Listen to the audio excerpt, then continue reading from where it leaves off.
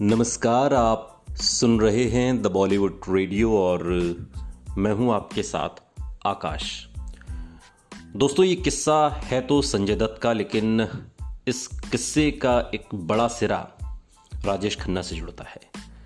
जब गुस्से में आए संजू बाबा राजेश खन्ना को पीटने के लिए पहुंच गए।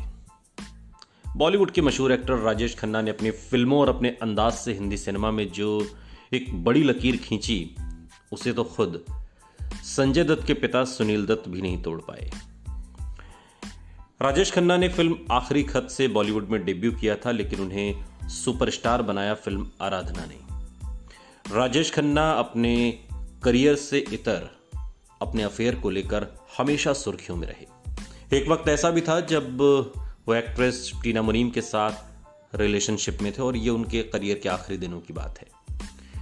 लेकिन उनके इस रिलेशनशिप ने उन्हें संजय दत्त के निशाने पर ला दिया था। और इतना ही नहीं, संजय दत्त काका को पीटने के लिए महबूब स्टूडियो तक पहुंच गए। संजय दत्त ने इस बात का खुलासा खुद अपनी biography Sanjay Dutt the untold story of Bollywood's bad boy में किया है। एक्टर ने अपनी बायोग्राफी में बताया है कि फिल्म रॉकी की शूटिंग के दौरान वो टीना मुनीम से प्यार कर बैठे थे, लेकिन एक्टर के ड्रग एडिक्शन जैसे विवादों में फंसने के बाद टीना मुनीम ने एक तरह से संजय दत्त से अलग होना ही बेहतर समझा और वो अलग भी हो गई। लेकिन संजू बाबा तो संजू बाबा ठहरे।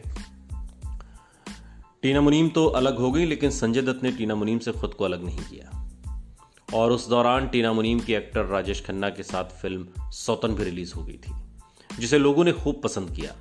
साथ ही दोनों के रिलेशनशिप की खबरें भी आनी शुरू हो गई, जिसने संजय दत्त को और ज्यादा परेशान कर दिया।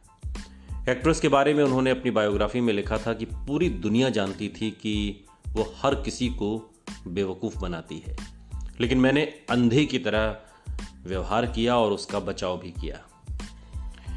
टीना मुनीम और राजेश खन्ना के बारे में बात करते हुए संजय दत्त ने आगे लिखा, जब हमारा रिश्ता खत्म हो गया तो उनके और राजेश खन्ना के अफेयर की खबरें सामने आई।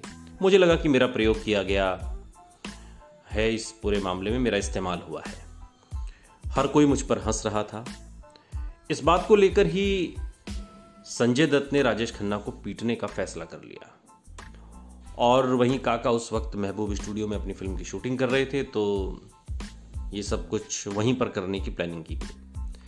संजय दत्त ने राजेश खन्ना के बारे में आगे बताया कि जब टीना मुझे छोड़कर गई तो मुझे पता नहीं क्या हो गया था, बस मुझे बहुत गुस्सा आ रहा था।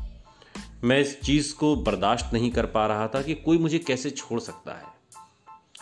और ऐसे में राजेश खन्ना को मारने की कसम खा ली। मैं महबूब स्टूडियो पहुंचा, जहां वो कुर्सी पर बैठे थे। मैंने भी कुर्सी खींची और उनके सामने जाकर बैठ गया। मैं उन्हें घूरता रहा और वो एकदम साइलेंट, स्तब्ध होकर मुझे एक तरीके से देखते रहे और ये चलता रहा।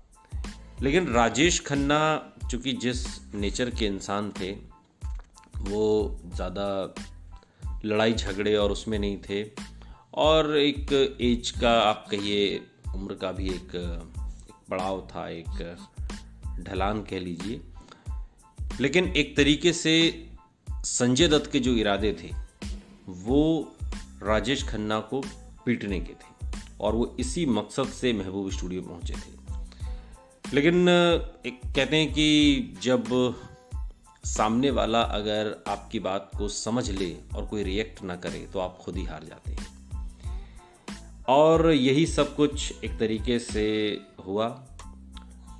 संजय दत्त इस बायोग्राफी में लिखते हैं कि मैं स्टूडियो पहुंचा, वो बाहर आए और कुर्सी पर बैठ गए। मैंने भी एक कुर्सी खींची और उसके सामने बैठ गया और उन्हें लगातार घूरता रहा। मैं उन्हें बुरी तरह पीट सकता था, लेकिन वो चुपचाप बैठे रहे और ये उनके लिए अच्छा ही हुआ।